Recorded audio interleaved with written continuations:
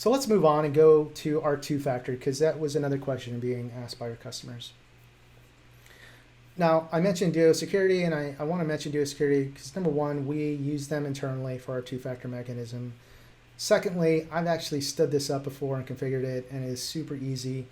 The configuration guides are well documented. It took me like half a day to stand this up. It requires minimal resources in your network. You can throw it on a Windows server box.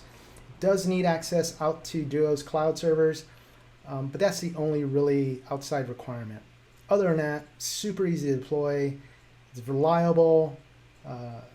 It's very fast, and it's a pretty awesome solution. So I recommend that you take a look at it.